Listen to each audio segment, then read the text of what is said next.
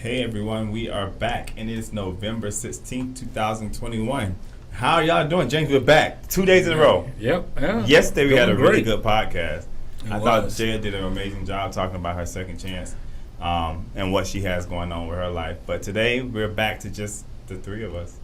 There's a song like that, just the three of us. We can make it if we try. Is it two of us? It is too. Is it two of us? Yeah. Why nobody told Sean, you just gonna sit up there and let me do this, huh? I was trying to be quiet. Oh, boy. But we've had a extremely, one of the things I want to talk about today is that we've had a really crazy couple of weeks, and it's the reason why I have the three of us on today is because it's been really the three of us. We've been riding and dying throughout these different counties. I know you guys, one time I think I was on a meeting with clergy members in Al Sharpton, and you guys on a meeting with Cobb County talking about some of the initiatives they have going on down there. That's right. We've been down in Gwinnett County working with the solicitor's office and the DA's office, and I know we went there last night to an event down in Gwinnett County. Yes. And we've been really, and then we were at a school last week on, was it Veterans Day? Yeah. I'm talking to youth down Sure in was. South Gwinnett. Absolutely. So it's been busy, but what have you guys gotten out of like the work and the conversations we have had recently, more so than anything for you? Well, for me, I'd definitely say that, it's getting an understanding as to how all this works and being in the background behind the scenes as opposed to seeing everything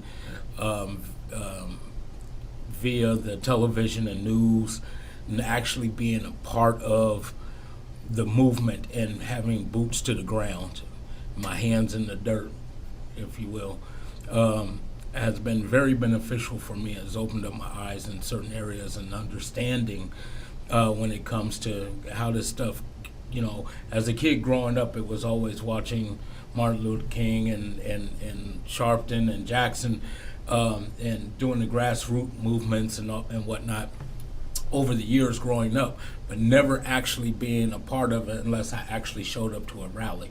But the inner workings and getting to being a advocate and actually being a builder of the rally and putting it together has really been very instrumental in my growth as a person, and has taught me quite a bit. And getting to meet certain individuals in these various counties, legislators, and just the various people that we've hired. Well, actually, we did hire them because we voted them in, did we not? So, and getting to meet them has been very productive for me as a person, and just these the issues that we're dealing with, and in particular dealing with the youth. And as and of course, mental health issues as well, and how it plays in our society. And I feel as if I'm kind of taking on a challenge for myself to get more involved and be more understanding as to how mental health plays such a huge role when it comes to social injustices, and then looking at it from the law enforcement side, and then the understanding of how it works with various family members, friends, some of which I know and some of which I do not know, but understanding how mental health plays a part or plays a key role in what we see in our society, and how that, and it's changed my perspective on things overall. How about you? Well, for me, because of all the work that we have been doing these last couple of weeks, it looks like a chessboard to me. And when I say chess, it's because we have so many different moving parts that now it's just a matter of, okay, well, how do we play at this point, right?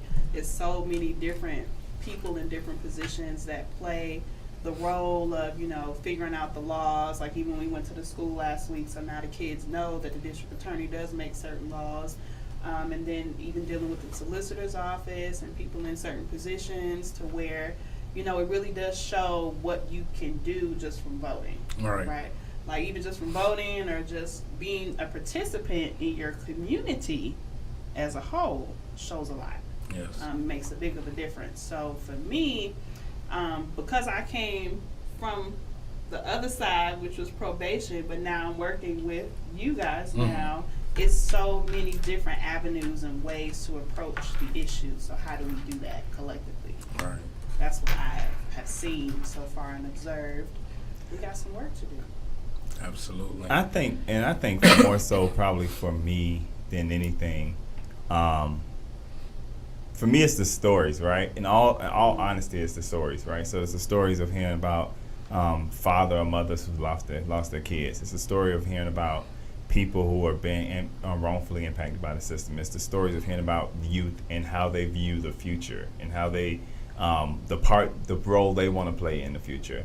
The questions that they have for us. I thought the meeting we went to with the DA's office down in Gwinnett, I thought was really impactful because it's hearing the questions they have and how their mind turns and how their mind ticks. And I think we kind of mentioned it yesterday, like youth nowadays don't have much patience for things, Right. because they're used to it being like microwavable, like they want it right now, right then. And but that I'm not even mad at them because that's the society in which they live in.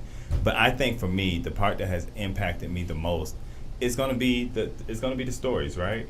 It's going to be the conversations that they have, the stories that we've taken back, the impact that we hear. Like we heard about a case down in Florida recently of a young lady who is 17 years old being held in Miami on charges, but the DA's office went in there and was like, hey, sign this and give up your rights, give your right to a speedy trial, without her even having the right of having an attorney present or them offering her an attorney. So things like that here impact me. Jimmy Atchison, his father has been here numerous times before. Those kind of stories kind of stick with me. And just to kind of see, man, like I'm 33, but it's different. And I'm considered a millennial, but it's different. Watch your mouth. I'm considered a millennial, but it's different. It's so different for the kids who are like 18, 19, 20 now than it was for me. And even now, like I tell people all the time, we go to a lot of these events where we've been around people who are seasoned in some of these areas, Right. like a Reverend Timothy McDonald, and it's like they feel like they're passing the torch to us or to me, Right. per se, because but I already feel the pressure to pass the torch on to the next generation as well. And that for me has been like an eye opener more so recently. Because it reminded me, man, we only have a season, and our seasons come and go so quickly.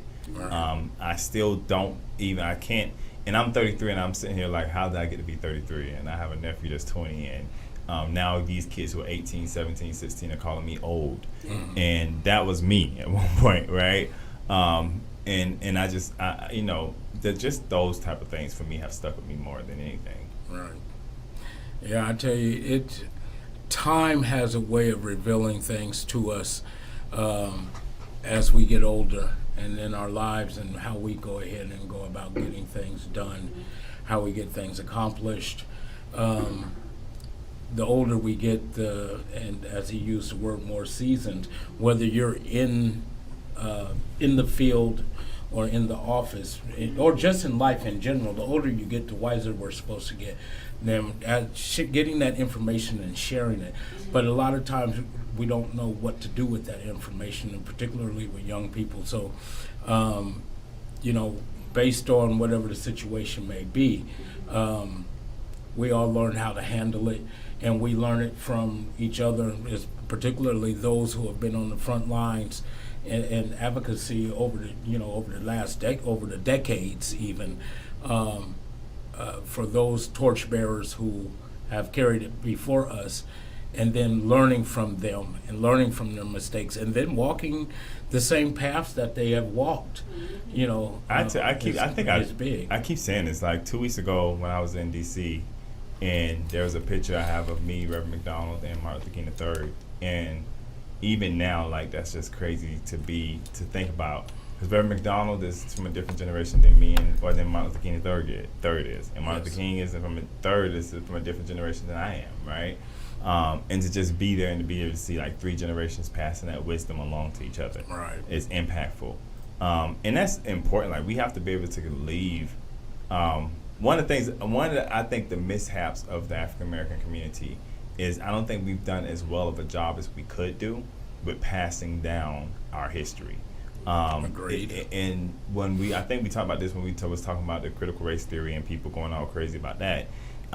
It wouldn't be that big of a deal if we was teaching this history in our homes, right? All right. If we were teaching it to our kids, and not only just in the African American community, every history, white America needs to know about Black America, and Black America needs to be able to know about white America, right? I cannot neglect white history if I'm going to be a person staying in America. I need to know white history just as much as I need to know where they come from, how they migrated over here, the wars that we battled together.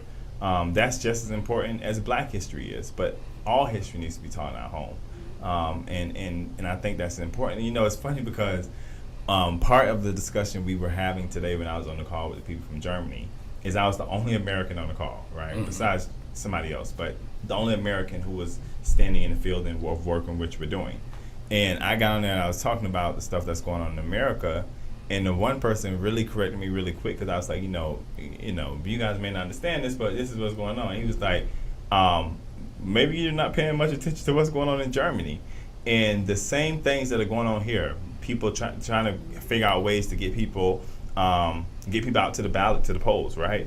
They're battling with that same thing now, trying to teach people about misinformation and trying to combat misinformation in a society where anybody can just go out and have a podcast and give their own information, right, and that becomes a reality. And they're battling some of those same things over here. Wow. So to be able to have those kind of conversations, not only just about what's going on here, but across internationally. I tell people this story all the time. I remember one time I used to have a picture of me and Jesse Jackson as my Facebook picture, right? I met him in D.C. And when I was in the Dominican Republic, this kid, the boy who was helping me out over there, he was like, "Oh, is that your dad?" I was like, "You don't know who Jesse Jackson is? Just Jesse Jackson. Jesse Jackson, Martin Luther King." He was like, "I don't know him." And it threw me back because it reminded me that what's important in my history is not important in the history of the Dominican Republic. When I went to England or London, I was upset because I'm walking around there like, where's the statue of George Washington? And that's not their history, right? And when you go to Paris, I can't be upset because that's not their history. You're more likely to see a statue of a saint in Paris than you are to see somebody like of a general or something like that, because that's their history. That's where they come from. So again, I think that it's important that we have that dialogue amongst each other, that generations pass that history down to each other. Because in other countries, they do a really good job about it. In Paris, their kids know about their ancestors, right? And over here, you will talk to some young people, and you'll be like, man, like when John Lewis passed away, there were some people young kids who I spoke to, who did not know the name of John Lewis. They don't know the name of Ralph Abernathy. They don't know the name, and some of them even, Martin Luther King, that's the one who got shot in Memphis, right? But they don't understand the impact of what he did. They don't know the name of people like Vernon Jones, right? But then they don't know the names of people who are currently in the system today helping to make a difference in the movement. And those things are important. That's why I feel ignorant of not knowing who Reverend Timothy McDonald was until I moved to Georgia and started working in this field, right? And that's something that I don't want to miss that opportunity anymore. I don't want to not know who the heroes are who are around me.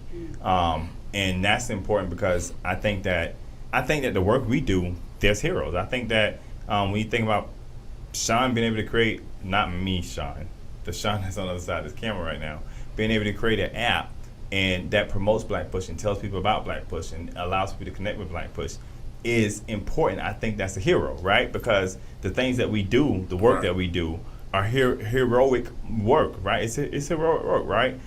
So everybody plays a part in that. And I think that those are people we have to be able to also recognize the heroes that are around us. Yes. And if we're out there doing the work in the community, we should not have a problem going back and letting people be able to see us and touch us and know what our mind is and know where our mind is on some of these issues, which is, I think, very impactful. So, but that starts at home. It does. Like that's literally mom and dad, grandma, auntie, uncles. Like they're the ones who kind of like telling you, okay, well, who's the president?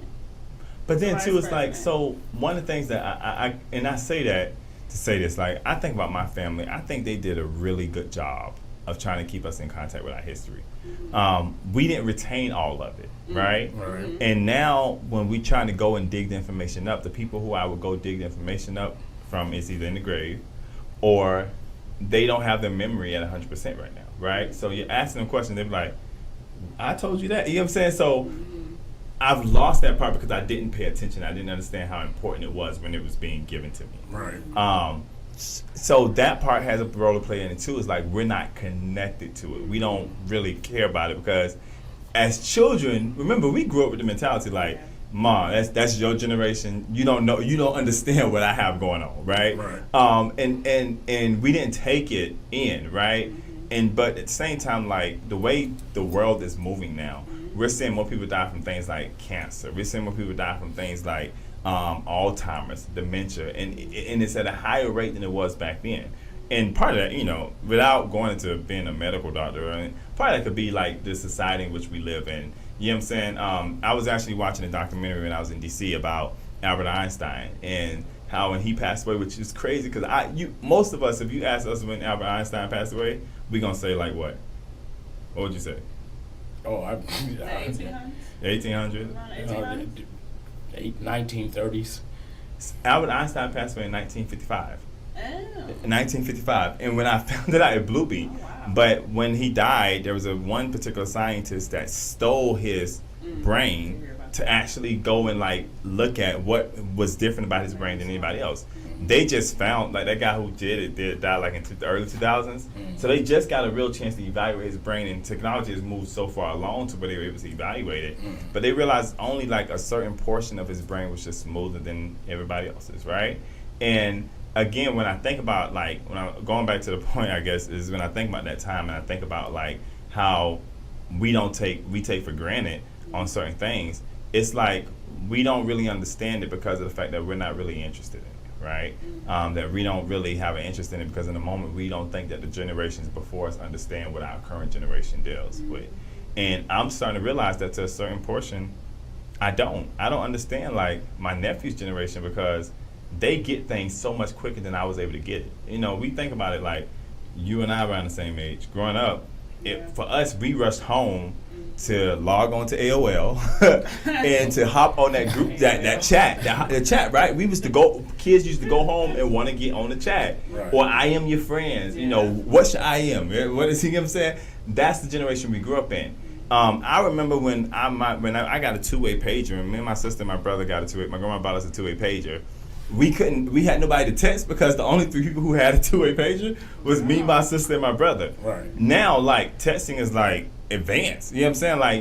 Like, there's things they'll start typing in a message like TMH or whatever the case may be. And I'm like, what is that? You know, and their generation moves at a faster, quicker pace than we do. And to a certain aspect of it, it feels like I'm still trying to catch up with them. Like, I used to be able to, back in my day, I used to be able to take a computer apart, and I think me and Ari was talking about this the other day. We'll take that thing apart, put it back together. Now, like, you can't even bring a computer near me because I can barely log into it, okay? And that takes time for somebody to have to teach me. But it's just the way technology has evolved, right? We looking at this green room, look at this screen, like, to realize, like, to think that we can do stuff like this, for me, blows my mind. But for my nephew, it's like, oh, my God, Uncle, like, we can so upgrade this right now. We can. You guys are behind, and I think that this is really advanced, right? Right. But that's just the generation. But then too, and kind of shifting to some of the other topics we're going to bring up. So you guys, as we just stop this part of the conversation, we'll be back tomorrow on Wednesday to talk more about some of the things that we have picked up on today. So tune back in tomorrow if you want to hear part 2 of this conversation.